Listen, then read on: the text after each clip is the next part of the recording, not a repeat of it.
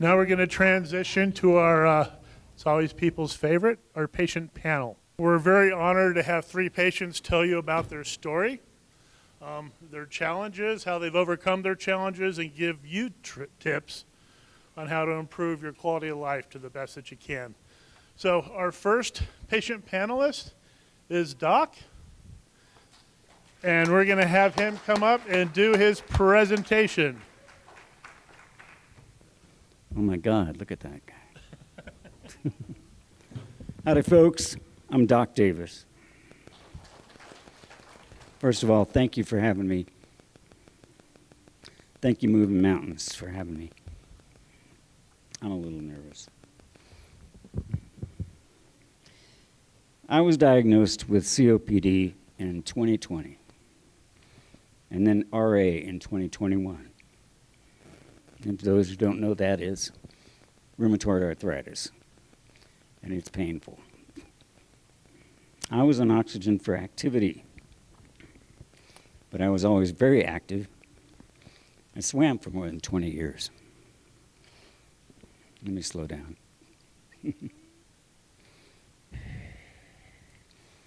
In 2022, my wife and I were on vacation in Utah, and we were in a dust storm, just like the Dust Bowl. And it just about did me in. When I got back to Denver and got to the VA emergency, they said my oxygen level was 20% and my heart rate was 170. And they didn't know why I was still alive or had a stroke. I had acute respiratory failure. I was in intensive care for a week. When I got home, I felt like I was about 160. I was so tired, I couldn't do a thing. And I was on 6 liters of oxygen. I was so weak that I slept all the time. I started doing some research on the internet for pulmonary exercises and breathing exercises. I had to find some answers. I didn't know if I even needed a lung transplant or what was going to happen to me. So I came across some videos on the internet that said Zephyr valve procedures. And I started looking at them. And I thought, man, you know, it might be my answer. What it is bronchoscopic lung volume reduction. Instead of cutting on you, they put in a bunch of valves. They had put 4 of them in me.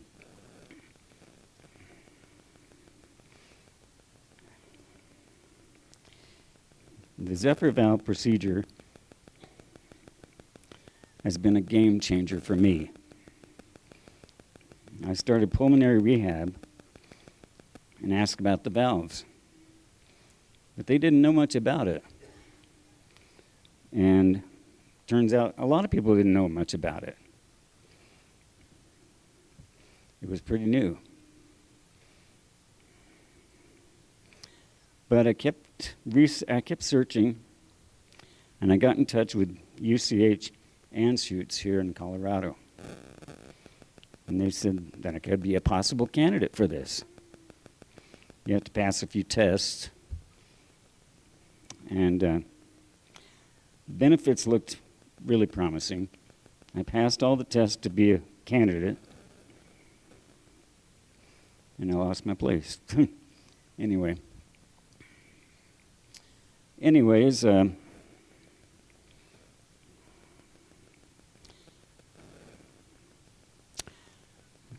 I had the procedure done in June. Before the valves, I was on 4 liters of oxygen all the time. Now, a couple months later, I'm on 2. And I've been going up to Georgetown and Golden Gate Park, 8,000 feet. And I'm not out of breath. I just seem like I am right now because I'm nervous. But how we doing, Alan? So I want to thank Dr. Masani. He's sitting in their back. I want to thank the VA for referring me to him. I want to thank Whitney and the pulmonary rehab team. And of course, the Huff and Puffers. I couldn't be standing up here without all these people. So my message really is, there's hope. You know, if you need lung transplant or something, maybe this could be your answer for you, you know, or somebody you love. So go to the web and ask for Show Me the Zephyr Valve Procedure, and you will learn it all. Before all this, you know, I wasn't a smoker. I grew up around smokers. I had pneumonia twice. They said I had the lungs of an old man already when I was 7. So, you know, I smoked a little bit at the end of high school because it looked cool. You had to look cool, you know. I was in a band. We played bars. But I gave that up when the band broke up because my focus was working on special needs people. And I'm a life skill coach for the special needs. Well, at least I was. That was my focus. Now, this is my focus. To tell everybody that I can see that there is some hope for you. And I want to take this to the VA. And that is my intention. I want to tell everybody. And let's see. Is there anything I left out?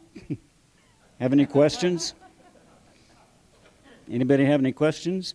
We'll do all the questions. Do questions later? We'll do all the questions at the end. Okay.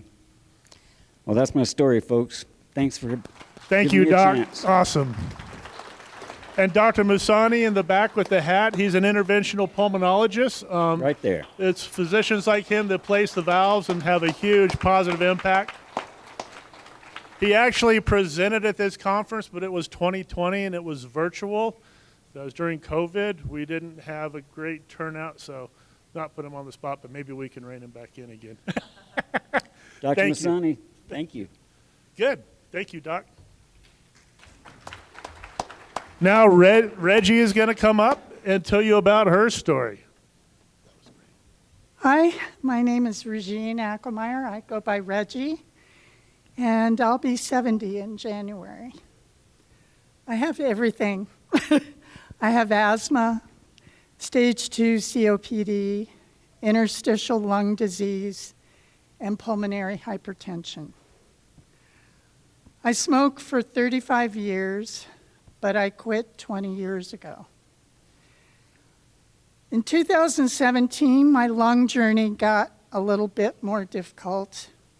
I had stomach flu for an entire week. And then a couple of weeks later, I got bronchitis. And then I was feeling really bad, so we went to urgent care. And they diagnosed me with double pneumonia. Unfortunately, my oxygen level was at 70, and they gave me a breathing treatment and sent me home. So I had an appointment with my asthma doctor a couple of days after that, and my oxygen was down in the 60s by then. He immediately sent me to the ER, UC Health, and I was admitted for 3 days. I had congestive heart failure by that time, along with the pneumonia. But they put me on oxygen right away and gave me Lasix, and I started feeling better immediately. I was released on oxygen at 3 liters per minute. But as I got better, I got off the oxygen completely within 3 months. They noticed a lung nodule during my scan at the hospital, and so I had to have a follow-up one in about 3 months after that, and that was when I was finally diagnosed with emphysema. I was just starting to feel better at the beginning of 2018 when I was diagnosed with triple positive grade 3 breast cancer. Nope. Oh, okay, you got it. Leave it alone. I had 3 months of weekly chemo, and it really started to affect my breathing. So my doctor put me back on oxygen. And my oncologist referred me to pulmonary rehab for the first time when I completed my chemo in June. I came to rehab faithfully for 4 months. And when I graduated, I was back off oxygen except to sleep. Then the pandemic hit, and I was stuck inside. I went back on oxygen 24/7 in January of 2021 at 2 liters. I also asked my pulmonologist to send me back to pulmonary rehab for maintenance. In May of 2022, I noticed my breathing kept getting worse. I had to have more oxygen to walk at rehab. I was up to 15 liters and more. I was walking out to my car one day and I almost passed out in the middle of the street. So I had to call my husband to come out, and we went to the emergency room where I was diagnosed with multiple blood clots, too many to count. I could barely walk when I was released from the hospital, but I came to pulmonary rehab 4 days later anyway. I was at 4 liters at rest and 15 liters for activity. I started walking real slow and gradually got back up to speed and lowered to 1.5 liters for rest and 8 liters for activity. I was working on getting the activity liters down, and then I contracted COVID in August of 2022. I was back up to 10 to 15 liters of oxygen for activity again. And it took almost a year to start to feel better after the COVID, and then I got it again in August of 2023. I'm hoping I can skip getting it this year. Seems to always hit in August, so I think I'm good. I'm currently on 1.5 liters at rest and 8 to 15 for activity. At rehab, I try to walk 1.25 miles on the treadmill, and then I lift 9-pound free weights for 20 minutes. And I do this twice a week.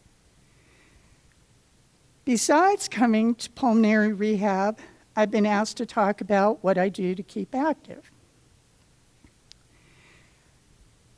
In September of 2018, our grandson started playing soccer. Our granddaughter also started playing soccer in September of 2021. They're both playing competitive soccer now, so that usually means 4 games each weekend at least. In the beginning, I had a hard time walking to most of the games.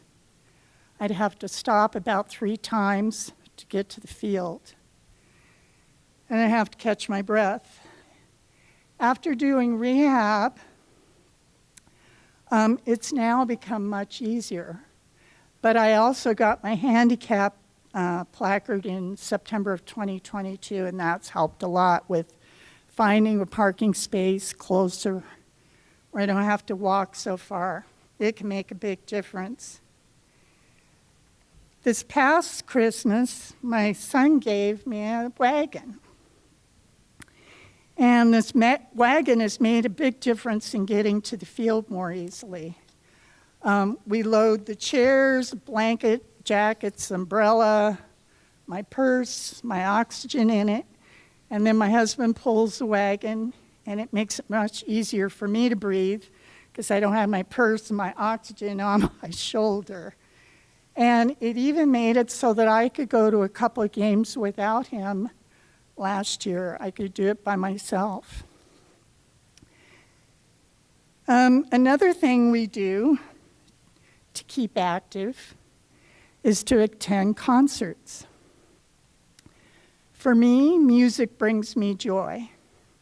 I attended my first concert when I was 14, and it was to go to Mammoth Gardens to see Iron Butterfly. Every year after that, I've attended as many concerts as possible. Since my husband and I met 29 years ago, we've continued to attend well-known bands as well as friends' local bands. We usually do 5 to 6 concerts a year. I think we went a little crazy this year and did 12. People are always asking how we can afford to do all these concerts. Well, since we were unable to fly somewhere for vacations because of my high oxygen needs, we use music concerts as our vacations. We are polyamorous, loving most kinds of music. Our favorites are classic rock and the blues, but in the past couple of years, we have ventured into grunge and heavy metal.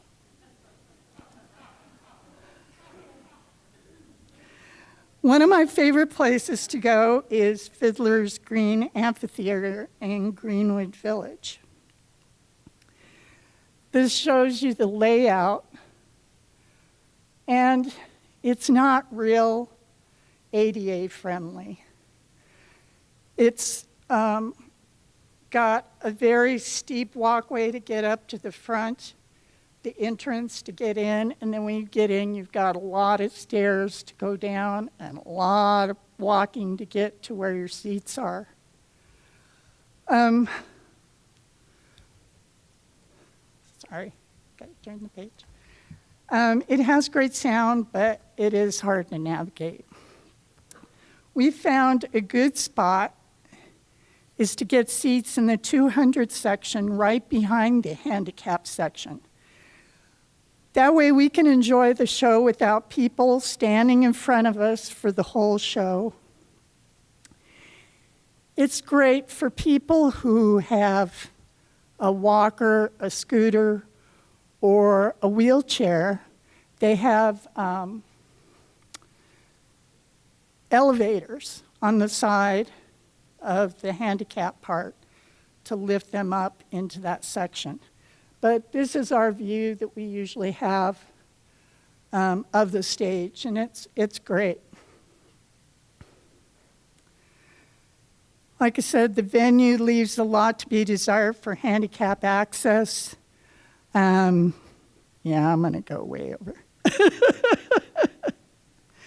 The venue leaves a lot to be desired for handicap access. Our last concert, we had to complain about the lack of ADA parking because we got there before the gates open and the handicap lot was full of regular parking. There was no place for handicap parking at all. They usually have parking on the street available for handicap parking, and they had converted that to Uber and Lyft pickup and drop off and pickup. We also go to the Paramount Theater downtown. For me, I try to park somewhere on the street if we can. Otherwise, they have free parking at the garage on 15th and Tremont. That is really a hard walk. It's about 2 full downtown blocks. I used to have to stop a couple times on that walk to catch my breath, but I can do the walk now without stopping, but it's still a really hard walk. And you can get into the parking structure, but after the concert, it takes about 45 minutes to get out of there. These are some of the acts that we saw this year. Jean-Baptiste, Pat Benatar, Alan Parsons Project. Those are a few of them. The place we go to the most is Ballerina. Ballerina is great because they have handicap parking in about the first 6 rows of the front parking lot. And then they've dedicated a handicapped entrance to the very left called the VIP entrance. So people may be lined up in all the other lines for hours, but people who are handicapped can get in right away. I'm able to sit in a regular seat with my stroller, but I would have to buy handicap seats if I had large tanks or if I was in a wheelchair. I wouldn't let that stop me from going. I would go if I had to use a walker or if I was in a wheelchair. These are some of the acts we saw this year. Guns N' Roses, Adam Lambert and Queen. Nelly was the opening act for Janet Jackson.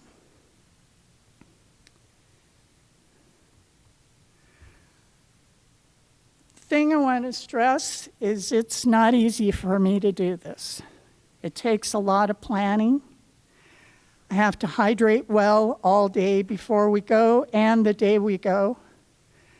I have to decide the travel time to get there, how long the concert's going to be, and the travel time home, including sitting in line to get out of the venue or the parking structure, and then decide how many strollers I will need to cover that time.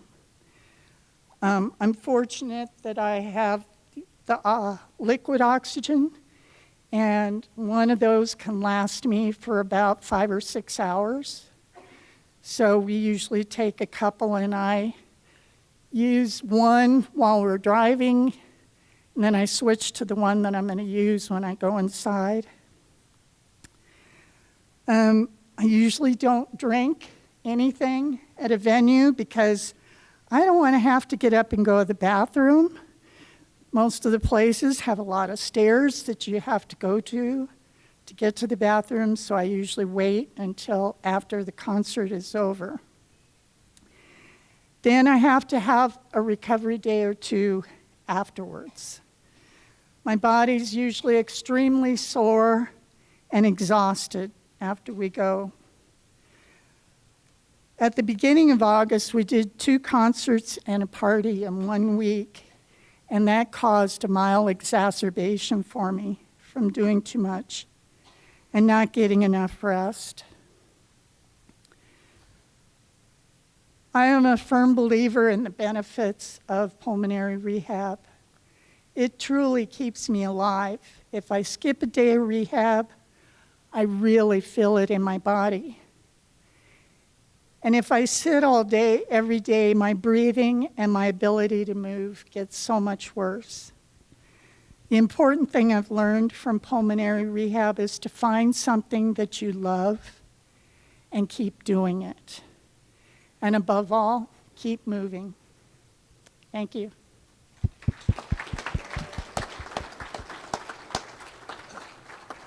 That was great. So our next patient panelist is a good soul because we had another third panelist that couldn't make it today, so he's just stepping in. He is on our committee and helped set up this conference, so please give a hand for Dean. Well, thank you. And I'm glad you are all here today. So I want to share a couple things with you. I want to share a couple of 10s with you. So I walked into University Hospital on 10 liters of oxygen, and 10 days later walked out with 2 new lungs on no oxygen. That was 10 years ago, as of last Sunday.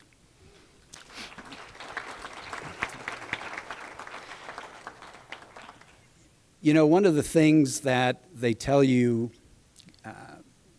when you're preparing for a transplant is that you're really trading one big problem out for a lot of smaller problems. Well, that is very, very true. Okay, I'm here to attest to that because, you know, there's always bumps along the way, but I'm here, right? And for anybody that's thinking of or considering a lung transplant, I would highly suggest it. I mean, it has changed my life. It has extended my life. I know that I wouldn't be here. And just think of all the things that I've experienced in the last 10 years. I had two sons that, my two oldest sons got married. My oldest made me a grandfather a year and a half ago, which, again, are things that I never would have seen. And, you know, one of the things that I have to do on a daily basis, and anybody that is a lung transplant patient knows this, is the medications that you take. And there's quite a few of them. You know, one of the primary immunosuppression medication that I'm on, for whatever reason, my body requires far more than what most people do. And what that has done is, you know, I've developed chronic kidney disease. I'm stage 3 chronic kidney disease.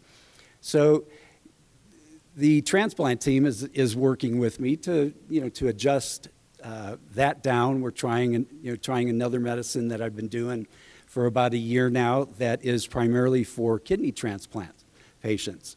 Well, guess what? Insurance company was like, well, that's not approved for lung transplant patients. We're not going to pay for that. So, you know, things like that, you run into problems once in a while, but we've conquered that. And, you know, I got to tell you that, you know, being a survivor, double lung transplant patient, number one, I am so grateful to my donor and my donor family. The sacrifices that they made is why I'm here today. The courage that it takes to follow through with that is absolutely incredible. Certainly not for the weak of heart. The other thing that I have a lot of is skin issues, right? The sun is not my friend. I loved being in the sun prior to transplant, but the immunosuppression medications and some of the other meds that I'm on really cause problems with that. So I've got my dermatology doctor on speed dial and do see her quite often. She takes care of all the transplant patients at UC Health, and she is absolutely wonderful. And one of the things I want to share with you is, you know, one of the themes here has been to keep moving, okay? I try, you know, I have a dog. My dog is my walker, okay? He provides me exercise every day. I walk about 2 miles a day with my dog. And, you know, the areas in just about anywhere in Denver, you're going to have some elevation changes. Well, I live down in Highlands Ranch, and there's, you know, some open space where there is quite a bit of elevation change while you're on that 2 mile walk. But keep moving. That is really the big theme. The other thing that I do is, you know, I'm not working, but I kind of am, because I do volunteer quite a bit. I volunteer at University Hospital, where I'm the co-chair of the Patient Family Advisory Council. I volunteer with Donor Alliance, which is, who provided me my lungs. I also volunteer with the Lung Transplant Foundation. So I'm a mentor, I'm a mentor for pre-transplant patients.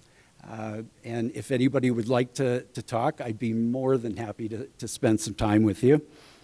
I'm obviously, involved with moving mountains, and we would love, as Alan said earlier, we would love, oh, thank you. Thank you. We would love to have any of you, help us plan this, this event, and it's also a good camaraderie. We meet once a month, as Alan said, for an hour, so it's not a lot of time, and we would love to have you.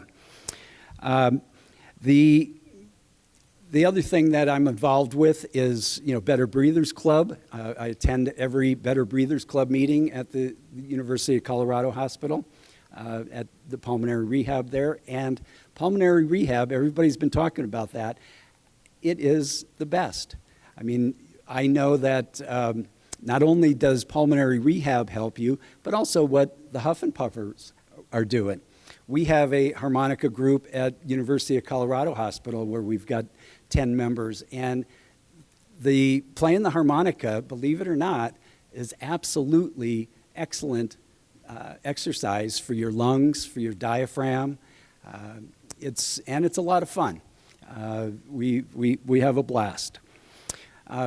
Other than that, what I'd like to leave you with is that, this conference means a lot to me. I was a panelist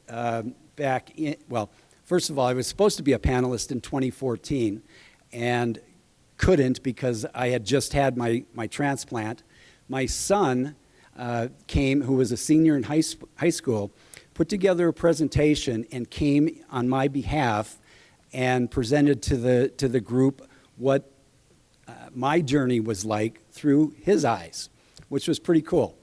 And in 2016, I was able to be on the patient panel and really dive a little bit deeper into my journey into the lung transplant. But now that I'm 10 years out, I think that a lot of folks think that if you're going to get a lung transplant that it's not going to last that long. Well, that's not true. I mean, some do. There's no question about that. But there's also a lot of folks like me. There's also a lot of folks, Donor Alliance puts out a newsletter every month, and they have transplant anniversaries in there. There are some from 1993 still in there. Okay, so think about that. That was 30 years ago, and think about what the technology was like 30 years ago for a lung transplant, and how that's gotten so much better. So if anybody has any questions about lung transplant, I would be more than happy to spend time with you. Okay? Thank you.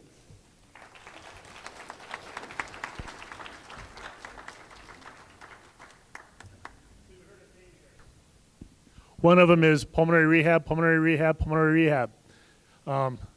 Do what you love. Look at all the work that Reggie went through to find out how to navigate all these venues to continue her passion. And another little theme that I see here is music. We have Doc, who used to play in a band. Now he's doing the harmonica. Big help. We have Dean doing the harmonica. And we have Reggie that goes to every concert she can. And she has that passion for music. So anyone have any questions, raise your hand and ask our panelists. Thank you, guys. It's hard to get up here. They're brave to do it. And if any of you want to get up here and do this, let us know.